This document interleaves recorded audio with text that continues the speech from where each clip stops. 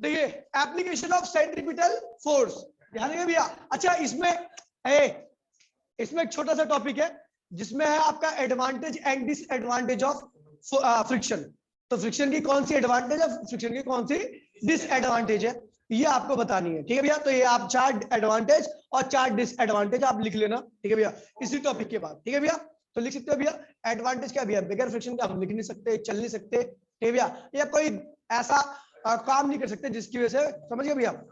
अब दिए डिसएडवांटेज तो बहुत सारी हो सकती है, चप्पल घिस जाती है, मशीनरी पार्ट्स घिस जाते हैं, बहुत सारा हमारा नुकसान होता है इस चक्कर में, ठीक है भैया, समझ गया, लिख लोगे भैया, कल चेक करूंगा भैया पूरा काम ये जो लिखा हुआ है, ठीक है भैया।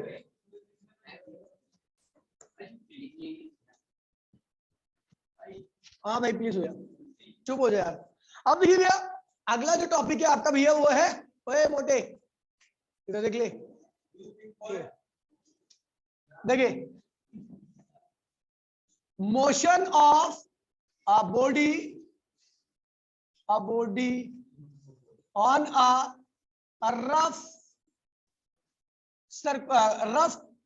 curve road,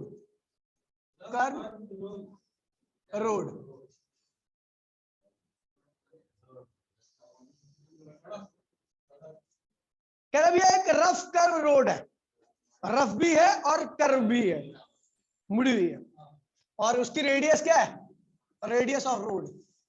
हर कर्व की क्या होती है, रेडियस होती है, तो उसकी रेडियस क्या है, रेडियस ऑफ रोड कितनी है भैया, आर, ठीक है भैया। ये आपकी भैया रोड है, ठीक है, कर्व है, और इसकी जो रेडियस है वो आर है, ठीक है भैया। मैं लिख नहीं रहा, समझ जाना। अब जब बॉडी यहां पर मूव करेगी, ध्यान दीजिए भैया, ये बॉडी है, मैं ऐसे बना रहा हूं, वैसे ये ऐसे चल रही है, ठीक है। तो इसका नॉर्मल डायरेक्शन क्या है, नीचे की तरफ, और सॉरी वेट क्या है, नीचे की तरफ, और नॉर्मल डायरेक्शन क्या है भैया, ऊपर की तरफ। और आपको पता है जब बॉडी कर्व रोड पर चलती है, ऐसे टर्न लेती है, तो बाहर की तरफ क्या लगता है, जर्क, क्या लगता है भैया, ठीक है भैया। तो अगर बाहर की तरफ केवल जर्क लगे तो ये बॉडी क्या होगी, पलट जाएगी परली साइड में। तो इसलिए इसका मतलब यहाँ पर कोई और लग रहा है, वो क्या होता है भैया, फ्रिक्शन फोर्स। क्या होता है भैया, फ्रिक्शन। उसकी वैल्यू क्या होती है, एफ। देखिए भैया जब बॉडी कोई कर्व रोड पे चलती है, ऐसे कर्व रोड पे टर्न लेती है, तो बाहर की तरफ क्या लगता है उसको, जर्क। कई बार देखा होगा आपने, बहुत तेजी से टर्न लेते हो तो गाड़ी पलट भी जाती है ना। तो इसका छोड़ो, ठीक है भैया। तो जर्क लगता है, अगर जर्क ही लगे केवल तो गाड़ी क्या होगी, पलट जाएगी। इसका मतलब पीछे इधर की तरफ, जब गाड़ी उधर जर्क लगेगा तो इधर की तरफ क्या लगेगा, फ्रिक्शन फोर्स लगेगा। और फ्रिक्शन फोर्स कहां लग रहा है, सेंटर की तरफ। कहां लग रहा है भैया, towards the centre of act. Here friction force act, here friction force कहां लग रहा है भैया, इस सेंटर की तरफ, इस कर्व के सेंटर की तरफ। Here friction force act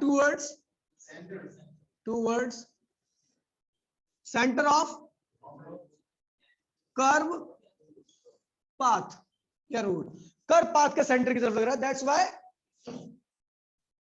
why friction provide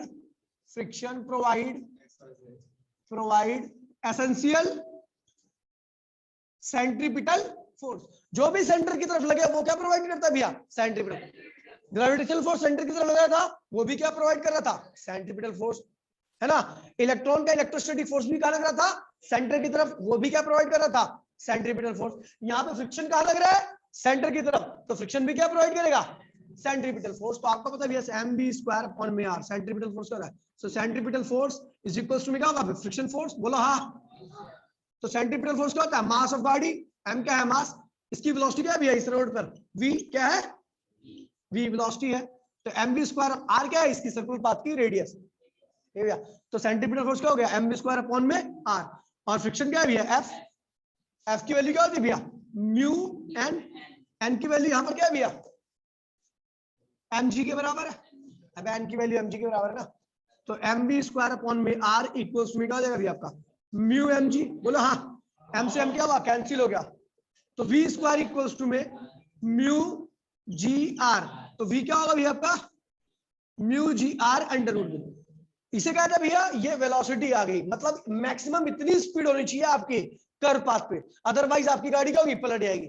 इससे ज्यादा स्पीड हो गई तो गाड़ी पलट जाएगी, समझ गए भैया। कम रहेगी तो कोई दिक्कत नहीं है, इससे ज्यादा नहीं होनी चाहिए। इसे कहते हैं मैक्सिमम परमिसिबल स्पीड, क्या कहते हैं भैया, on a curve road. Curve road पर आपकी मैक्सिमम इतनी ही स्पीड होनी चाहिए, इसके बियॉन्ड अगर स्पीड पहुंची तो आपकी गाड़ी क्या होगी भैया, पलट जाएगी। ठीक है भैया, इसे कहते हैं maximum permissible speed, maximum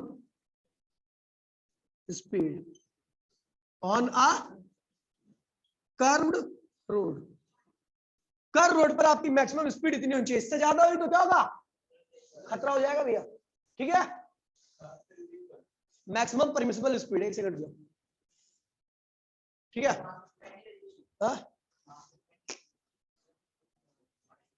max छुट्टी होने वाली है दूसरे बैच की भी। बहन तो तुझे भी पता ना कि 8 की तो क्लास थी।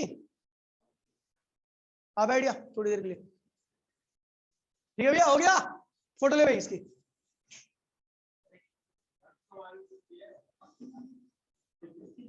हो गया। अगला भैया बैंडिंग ऑफ साइकिलिस्ट। ठीक है भैया, बैंडिंग ऑफ साइकिलिस्ट। ठीक है भैया, आप देखते हो भैया कई बार साइकिल वाला जो जाता रहता है उसके बाद टर्न आता है, साइकिल बैंड कर लेता है, फिर निकल जाता है, मोटरसाइकिल वगैरह कुछ भी देखा ना, बैंडिंग, बैंड करते हुए। अरे ऐसे ऐसे चलता रहता है, जहां पे टर्न होता है तो वहां पे ऐसे बैंड करता है अपनी साइकिल।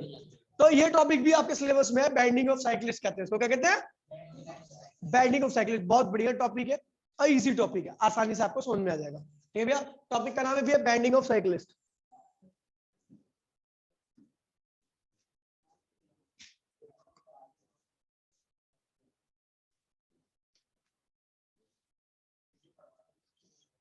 बैंडिंग ऑफ साइकिलिस्ट, ध्यान दीजिए भैया, इसको थोड़ा थोड़ा समझना, इसको थोड़ा सा है, कुछ खास नहीं है भी। ठीक है, तो ये भैया आपका कर्व पाथ है। अब साइकिल वाले यहाँ पे आ रहे हैं, चलो भैया पहले एक काम करते हैं, साइकिल वाला बना लेते हैं। साइकिल वाले का फ्रंट व्यू बना रहा हूँ। ठीक है भैया, फ्रंट व्यू। तो साइकिल वाला भी है, साइकिल वाले के पहिया है, जब वो टर्न करता है तो थोड़ा झुक जाता है ना, ये रिम है, और ये उसका क्या है भैया, हैंडल है जिसको उसने पकड़ रखा है। ठीक है भैया, तो जब साइकिल वाला झुकता है, ऐसा ऐसा पाथ होता है, ऐसा टर्न करता है, इसकी ये सेंटर क्या है भैया, ओ है, जिस पाथ पे घूम रहा है ना, जिस कर्व पे वो घूम रहा है उसका सेंटर क्या है, ये, उसकी रेडियस क्या है, ये। कोई दिक्कत तो नहीं है। अबे पाथ तो ऐसे कर्व होगा ना, ऐसे ऐसे गोल सा होगा, पाथ कर्व होगा तो वहीं पे क्या करेगा, टर्न करेगा। अच्छा, इस साइकिल का नॉर्मल डायरेक्शन क्या है भैया, ये एन, और साइकिल का मास अगर एम है तो वेट क्या लगेगा, हमेशा सेंटर की तरफ, बोलो हाँ। ठीक है, आपको पता है अगर मैं देखूं, ठीक है भैया, ये थीटा एंगल से देखिए भैया साइकिल कितनी मुड़ी है, अपनी एक्चुअल पोजीशन से कितनी मुड़ी है, ये सीधा है।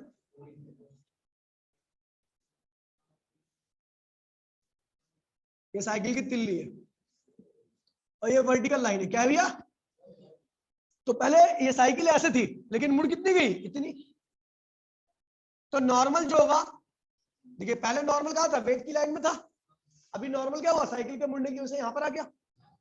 पहले नॉर्मल क्या था भैया, नॉर्मल और वेट एक ही लाइन में थे, पहले नॉर्मल और वेट एक ही लाइन में थे, इस लाइन में, यहाँ पे नॉर्मल था, यहाँ पर वेट था, जब साइकिल सीधी चल रही थी, जब साइकिल सीधी चल रही थी तो नॉर्मल नॉर्मल और वेट एक लाइन में था। लेकिन जैसे ही साइकिल मुड़ी, ठीक है भैया, साइकिल झुक गई थोड़ी, तो नॉर्मल क्या हुआ, इधर आ गया, यानी कितना एंगल इधर आया होगा, थीटा, जितनी मुड़ी उतना एंगल आ गया। तो ये क्या होगा, एन कॉस थीटा, कॉस ही तो होगा एंगल इसके साथ, और ये क्या होगा, एन साइन थीटा। अच्छा, इसमें से कौन सा कंपोनेंट सेंटर की डायरेक्शन में लग रहा है, एन साइन थीटा या N cos theta, N sine theta कहां लग रहा है भैया, सेंटर की तरफ, एन साइन थीटा कहां लग रहा है भैया, सेंटर की तरफ। तो हियर देखिए एन कॉस थीटा किसके बराबर है, हियर एन कॉस थीटा किसके बराबर है भैया, एमजी के, है ना, साइकिल खड़ी है, नीचे तो नहीं गिर रही ना, ऊपर तो नहीं जा रही, यानी एन कॉस थीटा एमजी के बराबर है। एंड एन साइन थीटा कहां लग रहा है, N sine theta act towards centre of curve path, curve path के सेंटर की तरफ लग रहा है, that's why it provide essential centripetal force. तो ये जब ये सेंटर की तरफ लग रहा है तो जो भी फोर्स सेंटर की तरफ लगता है वो क्या प्रोवाइड करता है, यानी n sin थीटा क्या होगा भैया, मास, इस साइकिल के मास, इस साइकिल की इस पाथ पर वेलोसिटी कितनी है भैया, v है, तो इस पाथ वेलोसिटी और इस सर्कुलर पाथ की रेडियस क्या है भैया, r है, इसके बराबर होगा। तो m से m क्या होगा, n क्या होगा इस बार, ठीक है, ठीक, ये हो गया आपकी दूसरी इक्वेशन, और ये होगी आपकी अनडिवाइडिंग ये भैया सेकंड बाय फर्स्ट। तो भैया क्या होगा, n sin थीटा अपॉन में n cos थीटा बराबर में क्या होगा, mv स्क्वायर अपॉन में r divide by mg। m से m क्या हुआ, कैंसिल हो गया, n से n क्या हुआ, कैंसिल हो गया, साइन अपॉन में cos क्या हो गया, tan थीटा, और ये क्या होगा v स्क्वायर अपॉन में gr। तो आपका v स्क्वायर क्या आएगा भैया, आपका क्या होगा, gr tan थीटा। तो v क्या होगा भैया, खैर वैसे फॉर्मूला तो यही है, फॉर्मूला तो यही है, इसी में सबसे मेन फॉर्मूला यही है, ठीक है भैया। इसे कहते हैं भैया मैक्सिमम परमिसिबल मैक्सिमम स्पीड। ये जो ये है ना भैया, v ये क्या है भैया, maximum speed of cycle on a curved path. यहां पर आप देख रहे हो कि जो आपका ये स्पीड आई है वो फ्रिक्शन पे, कोएफिशिएंट ऑफ फ्रिक्शन नहीं है इसमें, पिछले वाले में क्या था, कोएफिशिएंट ऑफ फ्रिक्शन आया था, यानी वो स्पीड जब आप कोई बॉडी रफ प्लेन पर चल रही होती है, चौड़ी बॉडी जो रफ प्लेन पे चल रही होती है, तो उस केस में आपका फ्रिक्शन रोल प्ले करता है। लेकिन इस केस में फ्रिक्शन आई नहीं कहीं पे, तो यानी जब टायर वाली बॉडी होगी, कोई भी टायर वाली साइकिल होगी, बाइक होगी, तो उस केस में हम फ्रिक्शन की कंसीडर नहीं करेंगे, क्योंकि उसका एरिया क्या होता है भैया, टायर का बहुत कम होता है, क्या होता है भैया, तो इसलिए स्लाइडिंग फ्रिक्शन वगैरह की कोई बात वहां पर नहीं होती, ठीक है भैया। तो ये ध्यान रखना, साइकिल या मोटरसाइकिल के लिए केस वैलिड है, ठीक है, साइकिल स्लैश मोटरसाइकिल, मोटरसाइकिल, ये भैया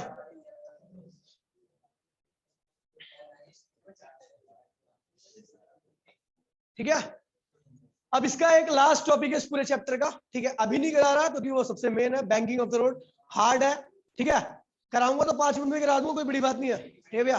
तो मिलते हैं भैया कल क्लास में, टाटा बाय बाय, जय हिंद जय भारत। कल ही कराएंगे बैंकिंग ऑफ द रोड, ये नहीं होता बैंकिंग ऑफ द रोड का फॉर्मूला।